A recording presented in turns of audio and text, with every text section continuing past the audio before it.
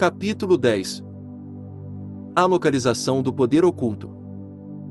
Agora trataremos das 3 áreas do cérebro físico em que esperamos encontrar atributos muitas vezes negligenciados, mas extremamente importantes para a utilização e o enfoque do que vamos chamar de talentos primitivos. Para ver um diagrama do cérebro, consulte a figura 10.1. Sistema límbico. Eu, pessoalmente, acho que, para analisar os talentos primitivos, não precisamos ir além do estudo da misteriosa e ainda tão desconhecida área do cérebro chamada mesencéfalo ou sistema límbico. Localizada na região central e inferior do cérebro, essa parte relativamente pequena do nosso mecanismo de raciocínio exerce uma influência desproporcionalmente grande sobre a nossa vida diária e sobre aquela parte que mantemos oculta. Ali estão o tálamo e o hipotálamo, a pituitária e as amígdalas. Juntos, eles praticamente formam um cérebro inteiro. Os seres humanos desenvolveram o cérebro muito rapidamente, e já tivemos vários deles. O nosso cérebro primitivo, igual ao de todos os animais, é o reptiliano ou bulbo, muitas vezes chamado de ponte. Esse é o tronco onde termina a coluna e começa o cérebro propriamente dito. Ele garantiu a nossa sobrevivência durante milhares de anos, especialmente antes de realmente nos tornarmos humanos. À medida que as nossas necessidades foram crescendo e o nosso crânio aumentando de tamanho, ele deixou de nos servir e desenvolvemos um outro cérebro. Esse novo cérebro, o cerebelo, assumiu todas as funções remanescentes com que tínhamos de lidar e aprender. Figura 10.1. O cérebro humano. Não tardou para que esse novo cérebro também seguisse pelo mesmo caminho e o mesencéfalo se desenvolvesse. Nessa época nossa civilização progredia a passos largos, e embora fosse e ainda seja pequeno, esse recém-chegado do tamanho de uma noz era responsável pelo conceito de memória, de armazenagem e recuperação de informações, pela mistura e combinação de substâncias químicas cerebrais presentes na puberdade em ambos os sexos, pelo desencadeamento do trabalho de parto no término da gravidez e pelo início da menopausa, quando o corpo físico não é mais capaz de levar a termo uma gravidez. Os egípcios conheciam essa região do cérebro e a consideravam um conjunto de câmaras, onde era possível entrar em contato com os vários poderes e atributos de certos deuses. Eles chamavam a pituitária de câmara estelar de Ísis e afirmavam que ela tinha paredes de prata que cintilava com luz própria. O assoalho da câmara era coberto de lodo do Nilo sagrado. Milhares de anos depois, nós redescobrimos que a pituitária apresenta uma leve fosforescência e que, em aproximadamente 15% das pessoas, existe um resíduo lodoso na parte inferior da glândula, que corresponde aproximadamente à mesma porcentagem de médiuns da população mundial. Ver o livro de Colin Wilson The Outsider. O tálamo era consagrado a Toto, o deus de cabeça de Ibis, senhor dos livros e da magia. Como essa região do cérebro guarda as memórias e o conhecimento acumulado, esse foi um bom palpite para um povo antigo sem nenhum equipamento moderno para ajudá-lo. Isso nos leva à amígdala, que controla grande parte da nossa sexualidade e impulsos hormonais. A amígdala era considerado o templo de Hathor, deusa do amor, da beleza e da música. É por meio dessa área que o indispensável sentido do olfato se liga com o mundo exterior. Houve uma época da história da humanidade em que esse sentido era considerado o mais importante de todos.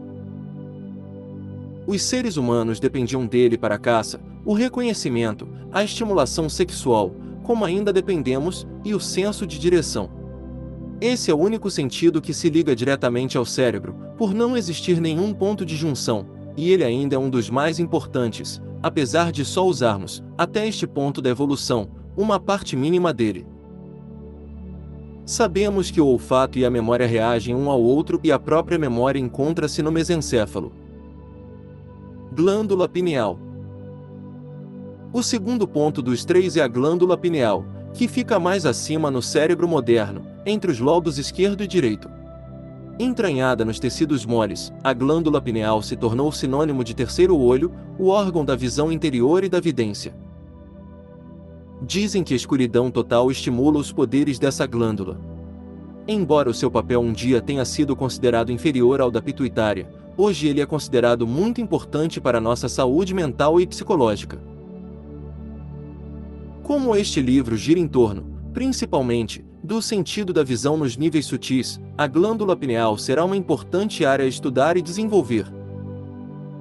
A vidência, a clarividência e a segunda visão sempre serão os mais cobiçados dos sentidos superiores, os mais raros em estado puro e os mais difíceis de treinar. As pessoas nascidas com esses dons em geral precisam de pouco treinamento básico, elas parecem trazer um conhecimento do que se deve ou não fazer. O que nem sempre se compreende é que a pessoa precisa aceitar tanto o bem quanto o mal. O que eu quero dizer com isso é que nem sempre a pessoa com clarividência vê anjos, fadas e espíritos iluminados. Os reinos sutis são repletos de carapaças, sombras e fragmentos de coisas muito pouco salutares. A glândula pineal é também o ponto onde encontramos as imagens internas que nunca deveriam vir à tona.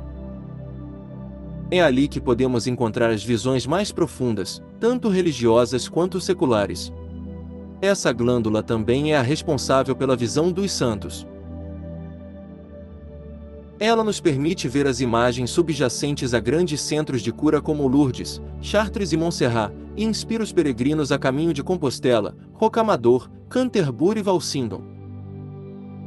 Ela também pode ser a chave para visões como as que atormentaram São Jerônimo no deserto e aquelas que vemos retratadas nas pinturas de Hieronymus Bosch. Corpo caloso. O último ponto a considerar ainda não manifestou plenamente seus poderes. Vários anos atrás, quando a ciência descobriu as diferenças entre os hemisférios direito e esquerdo do cérebro, uma enxurrada de livros invadiu as prateleiras das livrarias. Havia desde aqueles que mostravam como estimular cada lado de uma vez até os que apresentavam maneiras de estimular um hemisfério à custa do outro. Muito se falou sobre pessoas que utilizavam apenas o lado direito ou esquerdo do cérebro. No entanto, precisamos de ambos, por isso temos os dois.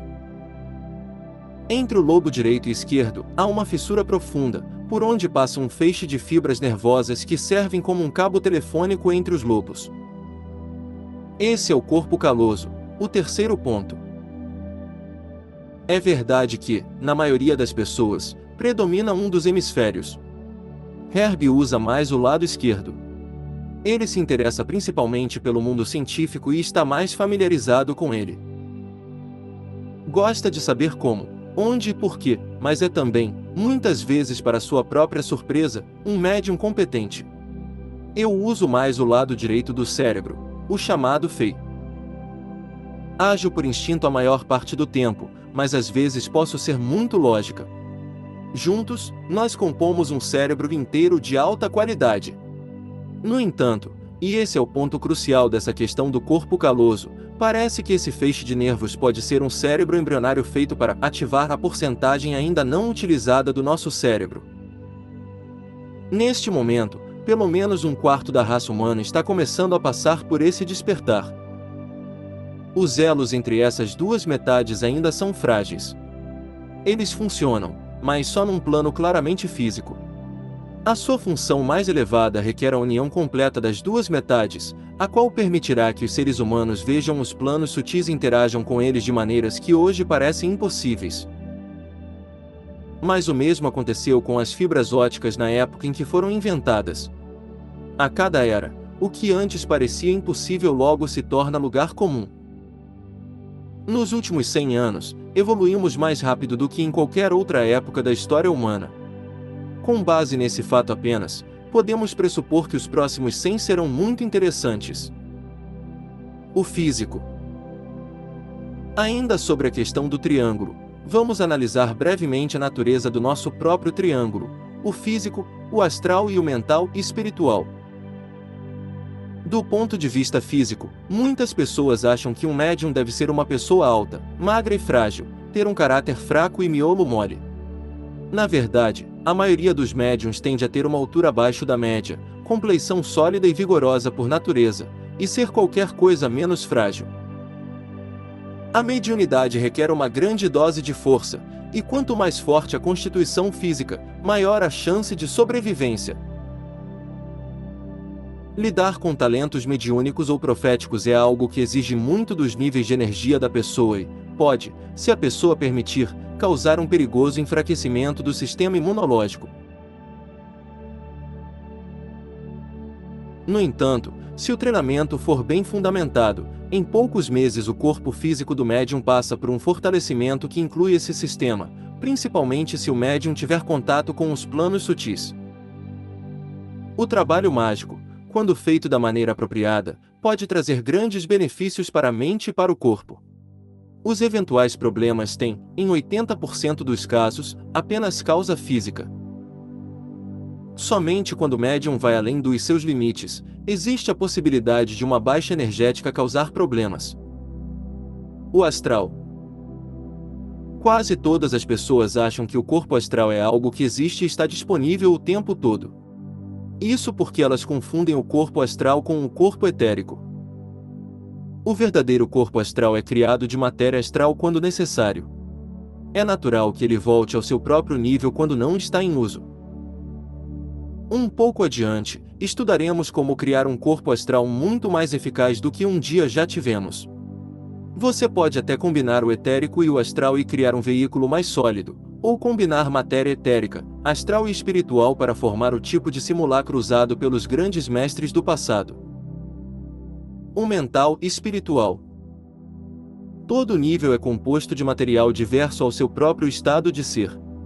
À medida que a centelha primordial vai baixando de nível, em sua jornada até o físico, ela vai adquirindo em cada nível um revestimento de matéria. Esse revestimento permanece conosco por um tempo depois do nascimento, mas aos poucos as camadas vão se desgastando, até que apenas a etérica e uma fração da astral permanecem ativas, enquanto as outras ficam latentes. No entanto, como nós as conhecemos em nossos primórdios, elas podem ser reativadas rapidamente quando as técnicas certas são aplicadas. Você já tem muita teoria em que pensar. Acredite, ela é extremamente necessária para que você tire o máximo proveito da parte prática que vem a seguir. Agora, respire fundo, pois você vai entrar em outra dimensão.